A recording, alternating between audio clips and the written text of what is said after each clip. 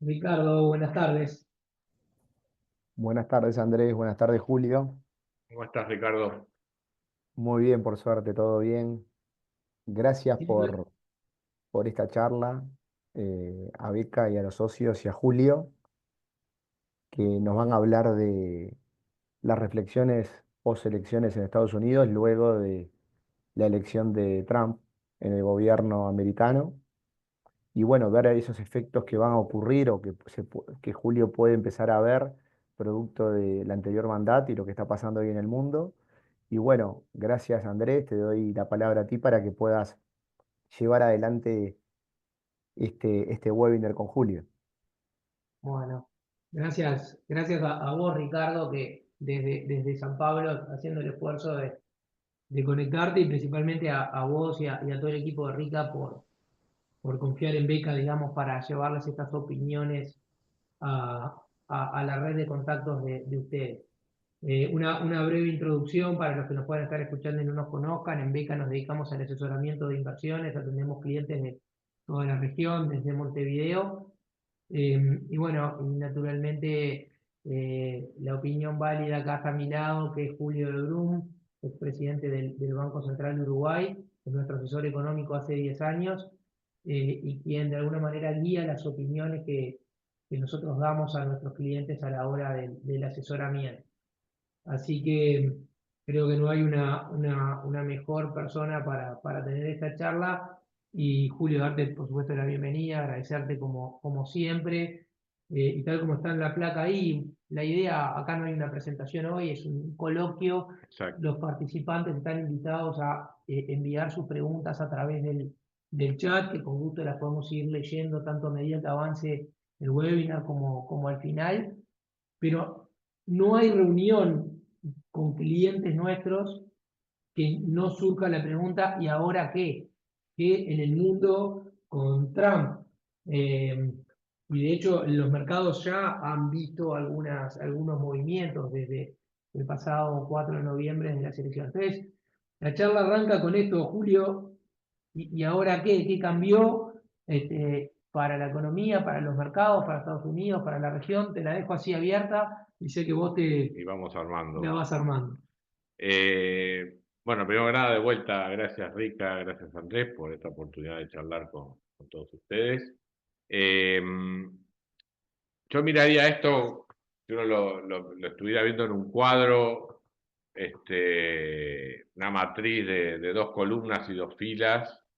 Tenemos por un lado lo que sería la situación en los mercados y en la economía. A veces no pasa lo mismo necesariamente en uno que en otro, más allá de que por el tipo de análisis que hacemos nosotros, que por lo general relaciona la situación de los mercados con la evolución de la economía. En este caso, yo creo que vale la pena, por un tema de claridad conceptual, ver, por un lado, qué significa Trump para los mercados, qué significa Trump para la economía, y a su vez, esos dos elementos, verlos desde el punto de vista de Estados Unidos, o sea, Trump para el mercado norteamericano y para la economía norteamericana, y Trump para los mercados internacionales y la economía internacional. Entonces, esos serían un poco los cuatro bloques en los que sería bueno organizar la charla, porque además creo que marcan la diferencia o similitudes entre lo que puede ser Trump y lo que hubiera sido un gobierno demócrata, digamos, porque también en algún momento tuvo la discusión de si era muy distinto o no. Bueno, en algunas cosas probablemente son similares, pero cuando separamos economía y mercados, ahí es cuando aparecen las mayores diferencias. ¿Cuáles son los elementos que caracterizan la política de Trump? Yo los agruparía en elementos fiscales, fundamentalmente impositivos. Ese es el primer bloque que vamos a tocar. Segundo, elementos de oferta, que tiene dos subcapítulos principales. Uno, mano de obra, el otro, tarifas, tecnología y afines. Y después tenemos un tercer bloque que es más bien geopolítico, digamos, donde pueden estar de alguna manera buena parte del relacionamiento de Estados Unidos con sus aliados tradicionales y con su gran rival, marcado, digamos, por la administración Trump en su primer periodo y de que de alguna manera ha sido un legado que continuó durante el gobierno de Biden, que es el tema de China. Entonces, con esa clasificación y con este índice temático es que vamos a tratar de irnos ordenando. Empecemos con el tema fiscal. Sin duda, en la comparación demócratas versus republicanos en esta campaña electoral, este es uno de los elementos diferenciales. En cualquiera de los dos casos, cualquiera que hubiera ganado implicaba más déficit fiscal para Estados Unidos. Los demócratas, porque planteaban gasto y no sabíamos cómo lo íbamos a financiar, en definitiva, quedaba abierta esa cuestión de un mayor déficit fiscal. En el caso de Trump había una promesa muy clara de reducir impuestos sin saber cómo se iba a compensar eso en materia de gasto, donde también daba toda la sensación de que iba a haber un mayor gasto fiscal. Quizás la mayor novedad que ha entrado con más fuerza desde que Trump ganó es la posible presencia de Elon Musk en el gabinete, en una función que hoy no existe en la administración norteamericana, que es la de una suerte de controlador de gastos o reformador de gastos. Y por lo que, y si uno le hiciera caso a la influencia que los argentinos siempre creen tener sobre lo que pasa en el mundo, claro, o sea, sería una especie de modelo de lo que Sturzenegger está tratando de hacer en Argentina. Por más que no sea así en los hechos, para nosotros es como una referencia, digamos, de algo similar. O sea, en los hechos es una de las noticias que más ha repercutido, digamos, del primer día de la victoria de Trump, verlo a Elon Musk en la foto de familia, en paradito al lado. sí, y de hecho además además de lo que pueda ser su rol en el gabinete, teniendo influencia en toda la conformación del gabinete de gobierno de Donald Trump.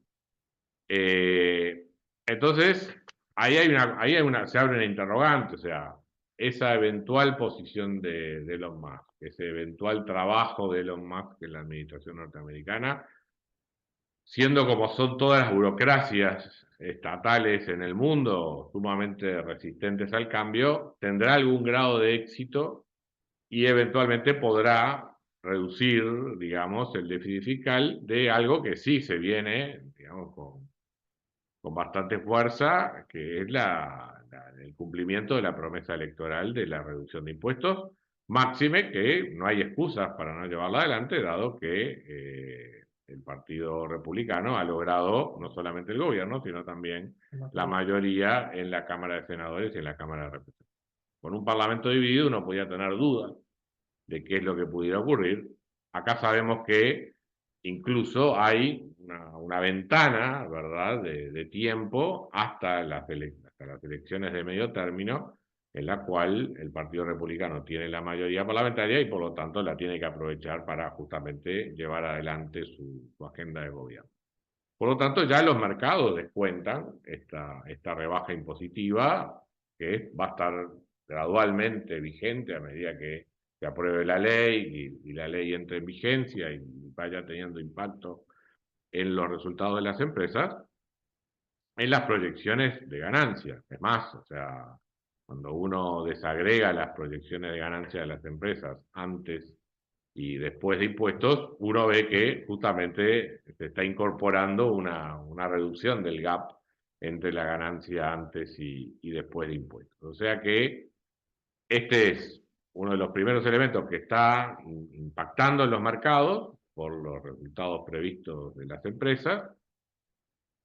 Y yo diría, por precaución, digamos, en lo que puedan ser nuestras estrategias de inversión y nuestros primeros pronósticos macroeconómicos para los próximos años, es que tomemos como un dato el aumento del déficit fiscal por la reducción de impuestos Y simplemente dejemos allí como una posibilidad el hecho de que eso se pueda compensar con menores gastos, que es algo que todavía está por ver. O sea que el escenario con el que nos estamos manejando es el de menores impuestos acompañados de un mayor déficit fiscal. ¿Te puedo hacer ahí una interrupción Sí, claro, y todas las un que quieras. comentario para hacer esto también un poco más dinámico? Este escenario que vos planteás es el que de alguna manera sienta la base de lo que hemos visto en los mercados en estas últimas semanas. Una cierta euforia digamos, apetito por riesgo, las acciones en general han tenido una tendencia a subir, y los bonos padeciendo un aumento de tasa de interés de un mercado que se da cuenta que la Fed no va a poder ser tan dovish o bajar tanto las tasas con esta incógnita del déficit fiscal. Esa sería la explicación, ¿verdad? Exactamente, o sea, este mayor déficit fiscal y las proyecciones que emanan a partir de ello suponen una presión sobre el mercado de deuda norteamericana que de alguna manera va a hacer tender al alza la tasa de interés, especialmente en los plazos más sensibles para esta cuestión, que son los plazos largos. De todas maneras, tengamos en cuenta que es otro factor, además, que presiona, es que si bien uno tiene mercados para deuda de horizonte corto, 10 años, 20 años, 30 años, la duración promedio de la deuda norteamericana anda entre 6 y 7 años, o sea, hay una alta concentración de vencimientos, además, en un plazo relativamente corto. A eso, si uno a eso le agrega un déficit fiscal mayor, es todavía mayor la presión sobre el mercado de bonos. No solamente tenemos el riesgo de colocación de la deuda para el financiamiento del déficit actual, sino además está el riesgo de revolving de una deuda existente que está claramente por encima del 100% del producto. O sea que todo este panorama, digamos, de la misma manera que genera cierta euforia hacia la renta variable, le pone una tensión muy fuerte sobre la renta fija, ¿no? Así que ese sería entonces este primer capítulo de lo que es la cuestión impositiva sobre los mercados, tanto renta fija como renta variable, y sobre la economía, la combinación de estos estímulos fiscales por la vía de impuestos con una política monetaria que pensamos que todavía va a mantener el sesgo expansivo que le ha venido dando la Reserva Federal. Para los que nos vienen siguiendo de hace tiempo, entre los clientes de BK, saben que nuestra opinión sobre la política monetaria de la Fed es que en líneas generales se quedó corta con o sea, no es la opinión acorde con el consenso, digamos, pero ha sido un poco fuera de consenso de lo que ha sido el consenso en el mercado, pero nuestra opinión en general es que la Fed se quedó corta en su proceso de restricción monetaria y que además empezó a bajar las tasas muy rápido y anunciando bajas de tasas prometiendo o haciendo creer al mercado, induciendo a creer al mercado, de que entrábamos en un proceso de reducción de tasas de interés muy fuerte hacia el futuro. Lo que el mercado ya vio es que las reducciones de tasa de interés previstas para 2025 van a ser en todo caso menores.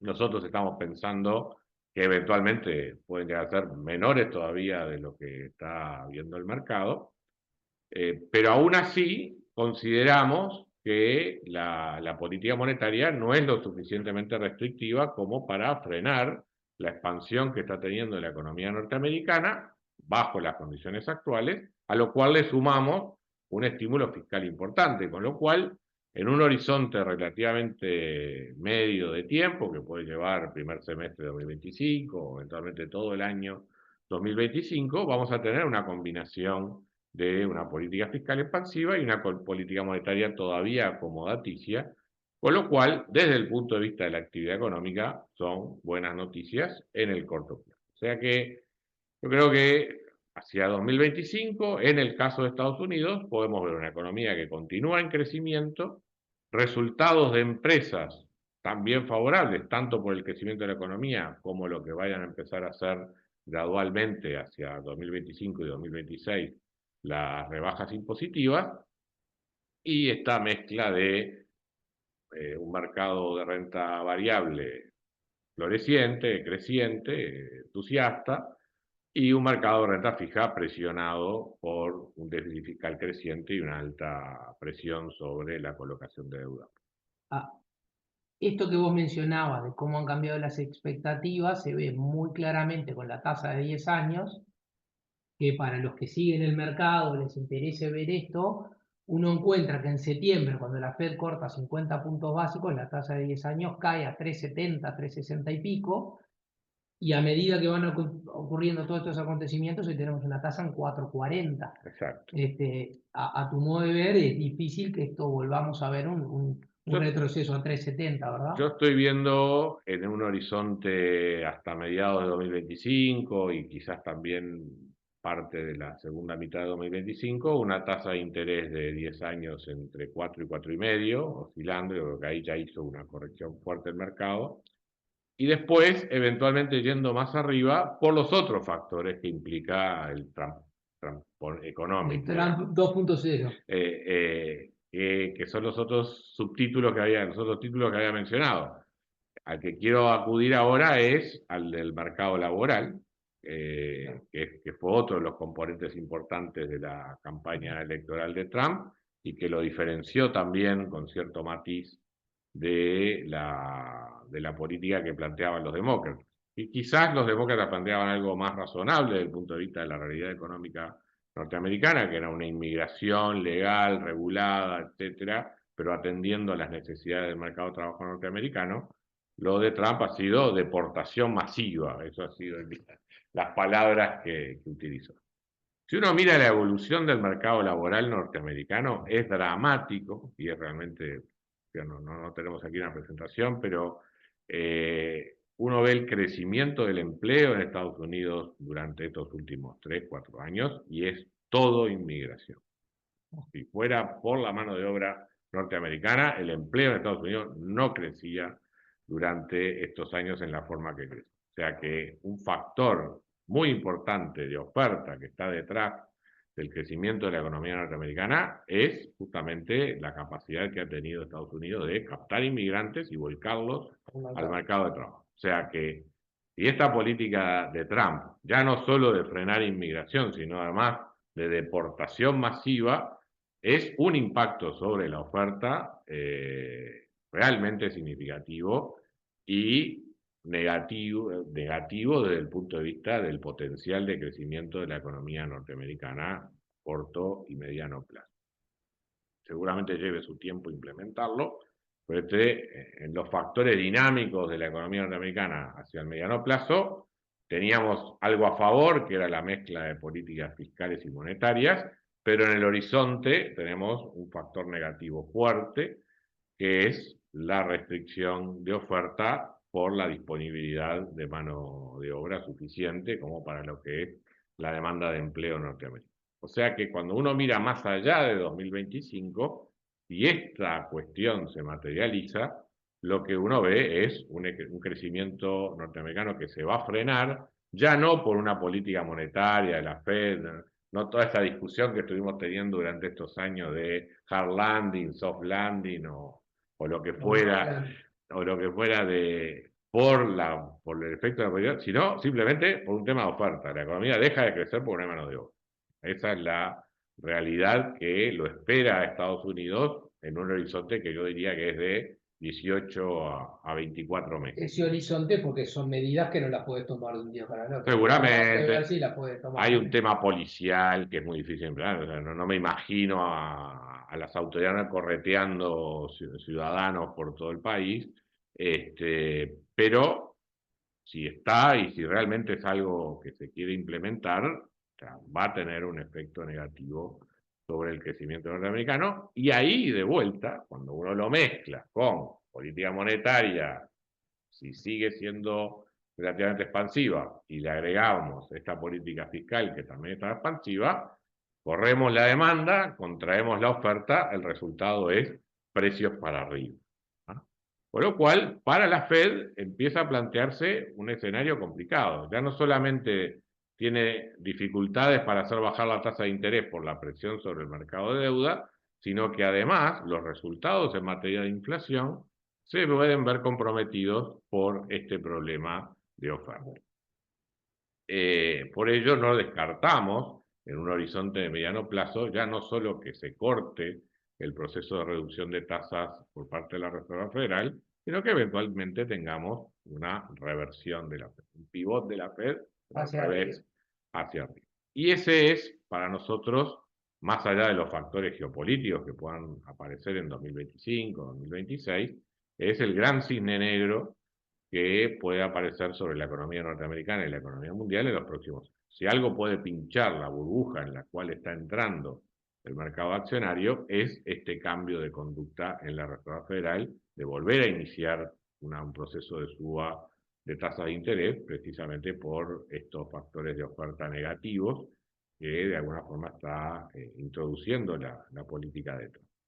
Julio, ahí te interrumpo y perdón, sé que el tiempo es corto y hay muchos temas. Vos tenés 4 cuadrantes para hablar. ¿Cómo ves el tema de la injerencia que pueda tener Trump en la Reserva Federal? Porque a todo esto acá, eso también en algún momento ha estado en tela de Y bueno, juicio. ese es un tema institucional serio, o sea, lo estuvo, bueno, de hecho, recuerden que Trump llegó a pedir asesoramiento jurídico sobre sus capacidades para sacar a Powell de su puesto como presidente de la Reserva Federal, y finalmente dio un paso atrás en esa línea. Ahora tenemos una situación en la cual simplemente Powell está llegando al final de su mandato, pero no a su puesto en la Fed. O sea, todavía tiene algún tiempo más, como habrá que ver si renuncia o continúa. Pero el gobierno puede designar un nuevo presidente de la Reserva Federal. Si la actitud de Powell, que la verdad que ha sido bastante dovish, no es lo suficientemente flexible para el gusto de Trump, es probable que aproveche esta oportunidad para designar todavía a alguien más dovish, todavía más expansivo, más acomodaticio, digamos, en la política monetaria para lo que son las aspiraciones de Trump para el resto de la economía, con lo cual el sesgo inflacionario de la economía se empieza a ampliar. Eso iba a decir, ahí se te abre un nuevo signo de pregunta, digamos, ¿no? Y se puede llegar a desanclar las expectativas de los agentes económicos sobre lo que puedan ser los objetivos de inflación futura en Estados Unidos. A todo este panorama de costos que puede representar el tema laboral, le agregamos el tema arancelario, que para Trump tiene dos facetas. Una, tratar de reducir el déficit fiscal y además también utilizarlo como una herramienta de presión sobre China, sobre todo en cuestiones de tecnología. Ahí también la administración Biden había adoptado una estrategia más sensible y que quizás iba más al fondo del asunto en cuanto a más orientada a la transferencia de tecnología hacia China. Lo que está planteando Trump sobre la base de una guerra comercial tiene efectos realmente indefinidos sobre uno y otro país. Yo diría que para los chinos es preferible la estrategia de Trump que la de Biden, que era una amenaza más directa, digamos, a su desarrollo tecnológico. Habrá que ver cómo son las negociaciones, en definitiva, en materia comercial, no solo con China, sino además con el resto de los socios comerciales de Estados Unidos, pero definitivamente una postura de mayor proteccionismo hacia el mercado interno por parte del gobierno norteamericano es otro factor de costo adicional. La pérdida de las ventajas de la globalización, lo que ello implica sobre el desarrollo tecnológico, que también juega de manera muy similar a la que estábamos mencionando para el efecto de mano de obra. Es un factor de oferta negativo que presiona sobre los costos y en definitiva también es un factor inflacionario adicional en el mediano plazo y que le va a complicar la vida a la Reserva Federal. Con lo cual, perdón, ahí ves el riesgo más grande de todo esto. La posibilidad de una escalada inflacionaria y todo lo que eso trae. Sí, tanto por estímulos de demanda como restricciones de oferta, dada la conformación de estas políticas por parte de Donald Trump. En el corto plazo, obviamente, ese fenómeno de proteccionismo es más ambiguo el tema laboral, ahí probablemente sea negativo, pero la combinación del proteccionismo comercial más los estímulos monetarios y fiscales le dan un horizonte de crecimiento a la economía norteamericana, pero ese mismo tema comercial es malo para el resto del mundo. Por ello, la reacción en términos de renta variable ha sido lo que es bueno para Estados Unidos en estos próximos años, no tiene por qué serlo para el resto del mundo. Y ahí lo hemos visto reflejado en el comportamiento del dólar y en que las bolsas fuera de la de Estados Unidos en general han tenido un comportamiento retráctivo. ¿Qué puede pasar en general en el resto de la economía mundial? Y con esto más o menos vamos cerrando, por lo menos lo que es la presentación central. Yo creo que tenemos un impacto negativo por estos fenómenos que señalaba, pero desde el punto de vista, especialmente pensando en los mercados emergentes, hay 2 o 3 cosas positivas con las cuales quiero terminar de redondear este panorama internacional. Una, que esta cuestión de política monetaria, mientras no se vuelva restrictiva y mientras la Fed siga con esta postura acomodaticia y con presiones inflacionarias, en general es un mundo que para los commodities no debería ser malo. O sea, esa inflación la deberíamos ver incorporada en el precio de las materias primas, con lo cual para países exportadores de materias primas, como son normalmente los países emergentes, no es a mediano plazo una mala noticia y plantea un escenario por ese lado positivo. Y a eso le tenemos que agregar que China está también en un programa de estímulos tanto monetarios como fiscales, que abona aún más a los problemas inflacionarios futuros que pueda tener Estados Unidos, pero que también es una válvula y un sostén de apoyo para el desempeño del resto de las economías emergentes. Así que bueno, entre esa cuestión de factores de oferta y demanda que genera la política económica de Donald Trump y las reacciones que eventualmente veamos, sobre todo de China, pero también cómo se puede acomodar ante ese panorama Europa y Estados Unidos, es que vemos este mercado que en materia de renta variable, repito, lo vemos bien para Estados Unidos en un horizonte de 6 meses, máximo un año, después puede empezar a haber problemas. Mal para renta fija en todo el horizonte que uno pueda razonablemente prever, especialmente lo que es larga duración, y cierta cautela en renta variable del resto del mundo, pero con un potencial, digamos, de crecimiento a mediano plazo, si sobre todo los estímulos de China tienen algún tipo de... Ahí déjame hacer un comentario, yo sé que vos estás cerrando y estamos bien de tiempo, y le recuerdo a quienes están escuchando que nos pueden hacer ya las preguntas por el chat. Vos en tus podcasts has sostenido que el enlentecimiento chino ha contribuido y ha ayudado mucho a la Fed, por esto del enfriamiento económico. Exacto. Y que de alguna manera Estados Unidos importó deflación. Lo que vos estás diciendo acá lo último es, ojo que esto también se puede revertir, y China puede traer o importar inflación a Estados Unidos. Exacto. O sea, los economistas hacen últimamente una suerte de chiste de que China tiene el problema de China son las 3D, que son deuda, deflación y demografía. Y ahora se ha agregado una cuarta que es Donald.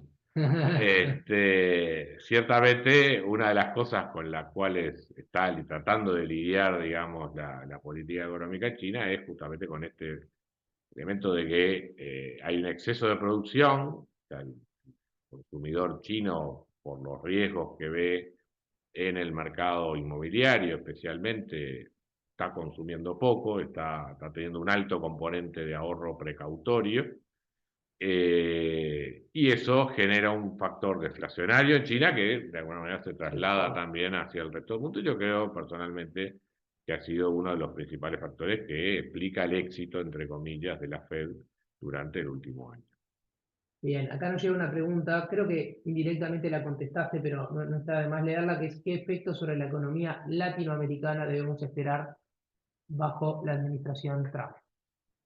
Bueno, ahí es como un caso particular de este panorama que estamos viendo para los mercados emergentes. En principio, tasas de interés que bajan menos de lo esperado y un dólar fuerte suele ser una mala noticia para América Latina.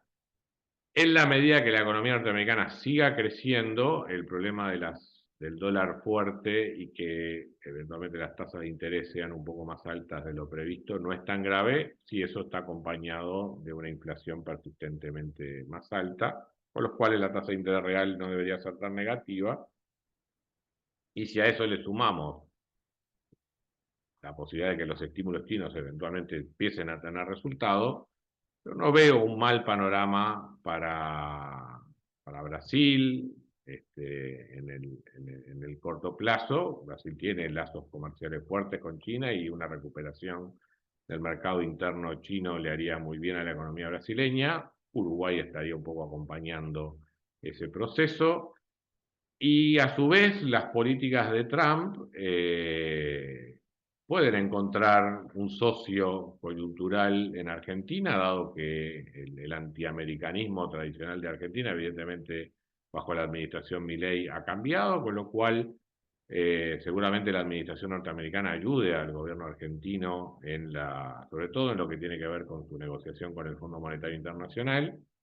Así que se puede plantear, digamos, en 2025 un escenario benigno en materia de flujo de capitales y mantenimiento de la situación cambiaria en Argentina, que también, sin duda, es una Bueno, ayuda para Uruguay en este contexto. y acá la siguiente pregunta dice, esta amistad, y Bueno, amistad está puesta entre comillas, con Argentina, si puede tener efectos sobre la economía local bueno, argentina, es lo que estás es diciendo. justamente esto, ¿no? O sea, si Argentina de alguna manera estabiliza su flujo de capitales, tener a un vecino caro, ¿verdad? O no tan barato como lo fue en 2023, para el desempeño de la economía uruguaya es más que bienvenido. Y para Argentina también sería de ayuda, Y naturalmente. bueno, obviamente, si con la popularidad que tiene hoy el gobierno de Milei, pese al desempleo y a la caída a nivel de actividad, eso uno lo ayuda con ingresos de capitales que permita una recuperación de la actividad económica en 2025, le abre un buen panorama para lo que puedan ser las elecciones de medio término en Argentina, una mejor participación del oficialismo en Argentina en el Congreso, con lo cual, de alguna forma, las políticas macroeconómicas que está llevando adelante Argentina pueden tener una continuidad mayor que la que algunos pesimistas planteaban. Siempre es bueno que Donald te atienda el teléfono y que Elon Musk también te Bueno, ponga en Twitter por lo con menos un abrazo. para que baile Milei con los dos, Exacto. está la mesa servida. Bueno, Ricardo, no sé qué te parece, un poco estamos en los plazos que nos habíamos planteado, son las 5:30. Este, no sé qué Solo, opinás, pero digamos, no tenemos más preguntas por nuestro lado. solo dos preguntas eh, para Julio. Primero, un poco el efecto inflacionario respecto a esa continuidad de Estados Unidos con déficit fiscal, ¿verdad? Es decir, que medidas a veces de aumento de tasas, pero con descontrol fiscal, ya el mundo ha visto, tanto en Argentina como en otros países, que no tienen efecto, o el efecto es neutro, producto de que tengo por otro lado descontrolado el déficit fiscal y por lo tanto tengo que emitir para poder cubrir, que le pasa a Estados Unidos. Y no hay que emitir para que no suba en definitiva la inflación, o más allá que tú hablaste del tema de otros efectos de oferta y demanda de empleo y otros commodities que en definitiva se usan para medir. ¿Qué pasa con eso? Y la otra pregunta que te hago, que hace creo que año y medio hiciste un evento con Beca en Punta del Este, donde dijiste que la deuda americana no iba a ser sostenible si seguíamos con estos niveles de intereses. Esos dos temas en conjunto que creo que son buenos para que escuche todo el mundo. Bueno, justamente empiezo por el segundo que permite Sí, después una respuesta más fácil sobre el primero. Una restricción que tiene la política monetaria norteamericana es justamente el tamaño de la deuda de- del Tesoro norteamericano. Cuando Paul Volcker, el presidente de la Reserva Federal norteamericana en los años fines de los 70 y comienzos de los 80, llevó adelante una política monetaria extremadamente agresiva, llevando las tasas de interés internacionales a niveles de 2 dígitos para sí, combatir la inflación en Estados Unidos, lo pudo hacer sin que ello dañara la capacidad de pago de la deuda norteamericana porque esta estaba en niveles mucho más bajos de lo que están ahora. sobre estos niveles actuales de deuda norteamericana, llevar tasa de interés a niveles durante mucho tiempo, a niveles del 7, 8, 9% anual, con tasas de interés reales del 4, 5%, realmente puede hacer entrar la deuda norteamericana en una trayectoria explosiva. Así que eso, como que de alguna manera, si no hay un ajuste fiscal, o sea, si Elon Musk no puede hacer su trabajo y su magia, realmente el camino que le queda a la administración norteamericana es licuar la deuda pública con inflación, con lo cual la Reserva Federal va a tener muy poca capacidad de hacer subir la tasa de interés real. El mercado pedirá una tasa de interés nominal más alta, porque obviamente va a empezar a percibir una inflación cada vez mayor, pero a su vez la inflación va a empezar a ser una variable que no va a estar razonablemente controlada por la Reserva Federal y podemos empezar a ver un proceso con inflaciones mayores en los próximos años que la que estamos acostumbrados a ver, y también con tasas de interés nominales mayores, pero con tasas de interés reales del orden del 1 o 2%, que son las que puede pagar la deuda norteamericana y sobre las cuales ahí, mientras no haya shocks de oferta, que encima agreguen más problemas a todo esto, permitiría que Estados Unidos siga creciendo y manteniendo la situación de deuda bajo control. O sea, ya el panorama en lo que tiene que ver con el tamaño de la deuda y el manejo de la política monetaria hoy es complicado, como para además encima agregarle problemas de oferta como los que está planteando la administración Trump. O sea que hasta ahora, cuando con Biden, con los demócratas, no veíamos esos problemas de oferta, aquí en Beca lo veíamos como un escenario de que lo que queda de la década del 20 sería como una repetición de la década del 20 del siglo pasado, o sea, los Roaring Twenties, digamos, ¿no? Generando una burbuja por tasas de interés insuficientemente altas, donde hay exceso de estímulos en la actividad económica y, en definitiva, un mercado de renta variable creciente. Lo que puede cortar eso son justamente todas estas medidas anti-oferta que de alguna forma la administración Trump está tratando de introducir. Yo tengo una pregunta para ti, Ricardo, que es, o sea, no para que la contestes ahora, pero que seguramente tus clientes van a, van a, van a mostrar alguna preocupación en el futuro, que es que el impuesto global, digamos, este impuesto a la renta global, había sido una iniciativa muy fuerte, patrocinada por Yellen, digamos, durante la administración Biden. De lo que fue el comportamiento de Trump en su administración anterior, el ánimo del gobierno de buscar cooperación internacional en materia tributaria no es tan marcado como lo tuvieron los demócratas. Correcto, correcto. Con lo cual, no sé cómo estás viendo tú el futuro de esta iniciativa, si empieza a tener menos respaldo por parte de la administración norteamericana. Y yo creo que es bueno, en definitiva, porque creo que Trump lo va a demorar un poco el proceso este de cómo implementar todo esto, que no es fácil. Aparte, aplica para determinadas empresas, corporaciones de determinado nivel. O sea, no le llega a la persona física individual, sino a las corporaciones de determinado nivel. Entonces, en definitiva, esto eh, está empujando a Europa por problemas, en definitiva, también de caja y de déficit. Y Estados Unidos hay que ver ahora qué decisión va a tomar Trump con todo esto, ¿verdad?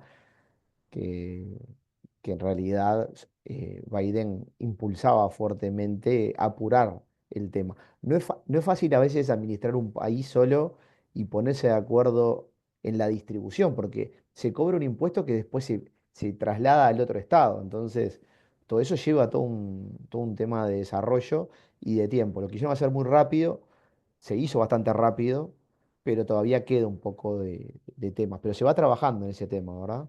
Así que el mundo va evolucionando en definitiva sobre este concepto del impuesto global que va a afectar en definitiva a algunas corporaciones que están en zona franca, los va a afectar. Es decir, que impuesto que no cobraba Uruguay se lo va a terminar llevando en definitiva otro estado, ¿verdad? Entonces, ahí hay Pero no todo ves un que tema. eventualmente con la administración Trump este proceso se enfríe un poco, por lo menos hasta que quede más claro por parte de Estados Unidos que le toca a ellos. Sí, Digo, sí, yo creo que sí. Yo creo que eso va a suceder. Inclusive, ahora que estoy justo en el evento de contadores, se hablaba de unificar las normas NIF con las GAP, es decir, que Estados Unidos adopte NIF. Yo creo que eso es muy, muy difícil. Siempre Estados Unidos tiene su sistema, tiene el FATCA por un lado y no se adaptó al europeo, en definitiva, siempre arma su propio sistema, en definitiva, trata de no acoplarse para tener posibilidades de tomar acciones en forma unilateral y obligar al mundo, ¿verdad? Creo que ese ha sido el juego de Estados Unidos siempre. Si él se adhiere completamente y deja su esquema, tiene que ir a negociar un comité, en definitiva, con Europa, en lo que fuere, ¿verdad? Ya sean medidas contables, medidas fiscales o, en definitiva, saber quién está tributando en dónde. Lo ha mostrado claramente Estados Unidos que ha actuado de esa forma, ¿verdad? Siempre unilateralmente y firmando acuerdos que sí, que se va a poner a tiro, que va a cooperar, pero la realidad es que ha pasado todo muy lento, ¿verdad? Recién ahora se están firmando acuerdos de intercambio de información con Estados Unidos. Lo hizo en su momento Brasil, lo hizo después Argentina, lo hizo Uruguay. O sea, todo siempre es lento con Estados Unidos, pero bueno, en definitiva, va a llegar un momento que la cooperación se va a dar, ¿verdad? En forma íntegra. este tema Muchas me gracias, Ricardo. parece que está muy bueno también para dejar sentadas las bases a las futuras llamadas conjuntas, porque queda claro que los temas tributarios, fiscales también afectan los mercados y acá donde el trabajo Claro. complementario de Rica y Beca tiene que estar. Así que Sí. ya te comprometo, Ricardo, a que vamos a hacer uno próximo cuando estas cosas Sí. vayan tomando forma. Y lo que estaría bueno con Julio, hacer un webinar sobre Bitcoin. Creo que hay mucho público que hoy está viendo el aumento de Bitcoin producto de respaldo de Estados Unidos a darle a los bancos. Y también hay todo un tema tributario. Hay gente poniendo mucho dinero en Bitcoin, ganando y no sabe cómo tributar en Uruguay. Hay una ley que le pasó la pelota al Banco Central. La DGI acá tímidamente presentó alguna consulta respecto a tratamientos, tema de gravamen, que sería bueno compartir tu opinión financiera con, en definitiva, Ri- cómo tratarlo Ri- fiscalmente y todo lo demás. Ahí, perdón que me meto, Ricardo, simplemente decirte que nosotros lo que estamos viendo es mucha gente que no tiene cómo sacar la plata del Bitcoin Sí, a los mercados financieros. Es la consulta más habitual, sobre todo ahora que el Bitcoin ha subido. Bueno, ¿cómo hago? Porque después ningún banco me lo agarra. correcto. Yo creo que definitivamente esto queda planteado como un tema para otra conferencia, porque Sí, si nos metemos en esto no nos vamos más.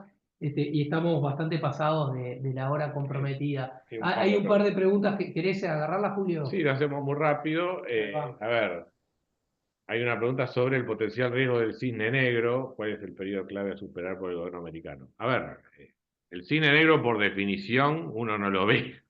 Pues si no, no lo No, pero sería. creo que el participante menciona, vos hablaste, el cine negro es el pivot hacia el alza, ¿verdad? Claro, o sea, porque a ver, yo creo que con la geopolítica actual, con lo que está ocurriendo en Medio Oriente, las repercusiones que puede tener el final o no del conflicto de Ucrania, y está la incertidumbre del futuro de Taiwán Ujú. también, yo creo que ahí tenemos suficientes elementos de incertidumbre a nivel internacional como que pueden generar en algún momento un cambio de escenario respecto a lo que hoy estamos pensando para la coyuntura económica internacional. Dejando esos aspectos de lado, que evidentemente eh, son mucho más difíciles de prever y en todo caso no tenemos tiempo de entrar mucho en detalle en ellos ahora. Este en particular que mencionaba, que es que la Fed se encuentre con que ya no solamente no puede seguir bajando tasa de interés como pensaba, sino que realmente se tiene que poner en una tasa de interés más alta hacia futuro. Yo creo que con la lentitud con la que ha reaccionado la Fed hasta ahora, tanto los movimientos, primero para empezar a subirlas cuando la inflación ya era un hecho evidente en Estados Unidos, como para tomar la decisión de irlas bajando, digamos que era una cosa que estaba en los mercados en ascuas durante bastante tiempo. Yo creo que va a tardar ahora la Fed en revertir este proceso en el cual se metió ahora, con lo cual nos deja una ventana de aproximadamente un año, creo yo, donde vamos a tener esta combinación de política monetaria relativamente expansiva dada la coyuntura, sumada a un montón de estímulos más y a restricciones de oferta, con lo cual vamos a ir viendo la inflación creciendo y en algún momento de fines de 2025 y ya hacia 2026, donde la Fed diciendo, ups, vamos a tener que cambiar de estrategia. O sea que yo diría que ese es el horizonte de tiempo final que del tenemos como 2025. para, exacto, como para disfrutar de, no sé si llamarlo burbuja, pero cierta euforia, sobre todo en el mercado de renta variable, y después poner un par en el ascensor y bajarse en la mejor oportunidad posible, por lo menos para recalibrar las estrategias. Y la segunda pregunta El es tema del real de real estate. estate, claro, porque acá lo que este participante habla es que con tasas altas hay algunos mercados que Sí, pero funcionan mal, digamos. tienen que ser tasas de interés reales altas. Y como te decía hace un momento, con la situación de fragilidad de la deuda norteamericana, que no hace más que incrementarse, además con las políticas que están planteadas, podemos llegar a ver tasas de interés nominales más altas hacia un mediano plazo, pero no creo que tasas de interés reales sustancialmente más altas. O sea que yo creo que vamos a tener una tasa nominal que acompaña a la inflación, con exceso de estímulos de demanda, con lo cual los valores de la propiedad, encima si les metemos factores de costo, yo diría que vamos a tener un mercado inmobiliario que en este contexto puede terminar siendo uno de los factores de refugio para Un beneficiado de esta de situación. toda esta coyuntura. Muy bien. Ricardo, estamos repasados, agradecerle a todo el equipo de RICA por la convocatoria. Julio, muchas gracias. No, gracias. Después Gracias va a a quedar ustedes. obviamente la grabación disponible para quienes quieran y nosotros estamos a disposición, tu Julio, para cualquier pregunta que nos quieran hacer llegar. Ya prácticamente todos sabrán cómo contactarnos, pero bueno, si no, en todo caso se ponen en contacto con RICA y ellos nos contactan a nosotros con los participantes. Te dejo cerrar y despedirte a vos, Ricardo. Bueno, Julio, muchas gracias por todo. Comparto gran parte de tus opiniones y aparte se ha dado cuando dijiste que no iba a haber en definitiva esa caída de mercado y lo cual eso es bueno porque dice que lo que estás haciendo y mirando el mercado se da. Y gracias a Beca, gracias a los socios de Beca, gracias a Andrés, y bueno, gracias a todos los que nos están escuchando y a todos nuestros clientes y gracias a todo el equipo de Rica por esta convocatoria. Bueno, hacemos el cierre. Muchas gracias. Gracias. Hasta luego. Nos vemos. Un Chao, gusto. chao. Hasta luego, muchas gracias.